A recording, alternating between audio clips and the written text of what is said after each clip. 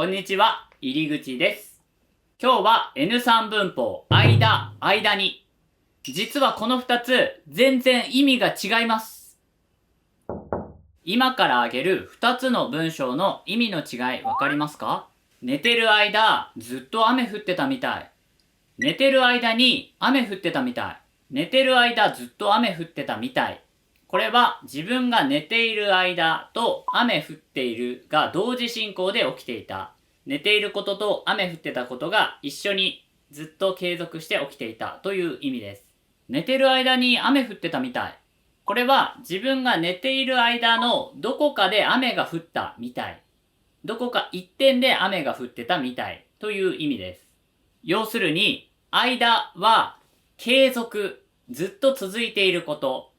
そして間には一点、一時的な出来事や短いチャンス、そういった意味があります。ということで、間と間に、このにをつけるだけなんですけど、全然違う意味になっているんです。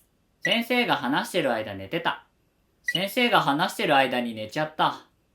この二つの意味も、先生が話してる間寝てたは、先生が話している最中ずっと寝ていたということです。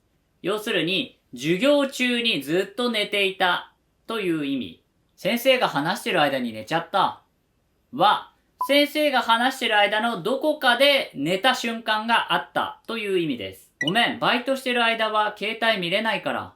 バイトしてる間に推しが結婚してた。はい、この二つの違い。バイトしてる間はずっと携帯が見られない。だから、バイト中はずっと連絡ができないという意味。例えば、5時から9時までのバイトだったら、5時から9時までの間、ずっと携帯を見れないので、連絡もできませんという意味です。バイトしてる間に推しが結婚してた。これは、推しっていうのは、今の日本人の言葉遣いで、要するにファン、好きな人、好きな芸能人とかを指します。バイトをしている5時から9時の間に、推しが8時に結婚発表をしました。まさにこの1点ですよね。8時っていう1点なので、バイトしている間に推しが結婚してた。だから、間にを使います。例えば、バス待ってる間、おにぎり3個食べた。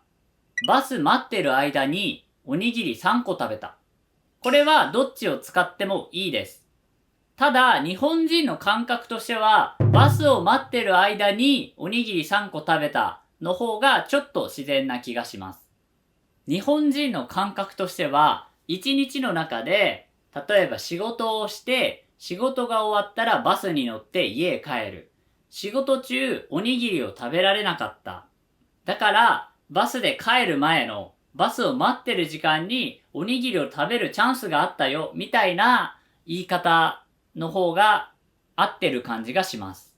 バスを待ってる間、おにぎり3個食べた。だと、バスを待ってる間、ずっとおにぎりを食べて、なんか暇を潰していた感じ？バスが来るまでの時間が暇だからおにぎりを食べて、その時間を潰したみたいなイメージがあります。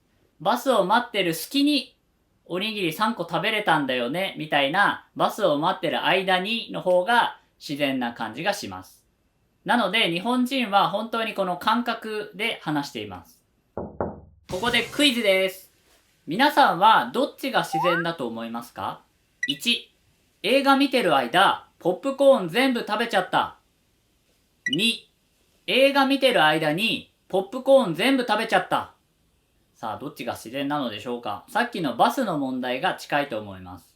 正解は、映画見てる間に、ポップコーン全部食べちゃった。確かに、映画が2時間あったら、映画見てる間、ポップコーンを食べてたっていう2時間かけてポップコーンを食べたっていうのも、もちろん間違いではないんですけど、ポイントは、食べちゃったっていう、この言い方です。映画見てる間、ずっとポップコーン食べてた。なら、映画見てる2時間の間、2時間かけてポップコーンをちょっとずつ食べてみてましたっていう文章として自然です。ただ、今回は、ポップコーン食べちゃったなので、映画を見てる2時間の間に、ポップコーン全部食べるチャンスがあったよっていう、そのチャンスの間にポップコーン全部食べちゃったよっていう、それを強調したいんです。これが日本人の感覚です。感覚なので、ちょっと難しいんですけど、少し伝わったんじゃないかなと思います。間には、うちにや好きにという言い換えができます。子供が寝てる間にクリスマスプレゼントを置いた。子供が寝てるうちにクリスマスプレゼントを置いた。子供が寝てる隙にクリスマスプレゼントを置いた。こんな感じで言い換えができます。特にこの隙にという言葉、一瞬のチャンスを使うようなイメージの言葉です。あ、子供が寝てる。今がチャンスだ。という感じでゆっくり音を立てないで子供のところへ行って子供の横にクリスマスプレゼントを置く。そんなイメージの言葉なので、好きにと言い換えられる間にもそういう一瞬のチャンスを使うようなイメージの言葉ということです。はい、ということで今日の間と間に、このにをつけた一文字だけの違いなんですけど、意味が全然違いました。間はずっと継続していること。だから、ずっと映画見てる間、ずっとポップコーン食べてたのように、ずっとという言葉がよくつきます。間には一瞬のチャンスなので、その中の一つのチャンス。時間の短い長いはあまり関係ありません。2時間のうち1時間半ポップコーンを食べていたとしても、時間は長いですけど、時間の中のチャンスということで、そういう感覚で日本人は話しています。今日の授業でこの日本人の感覚が少しでも伝わったなら嬉しいです。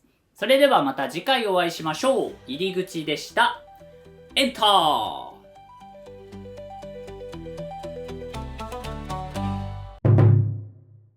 皆さん、そろそろ本当に日本語話せるようになりませんか？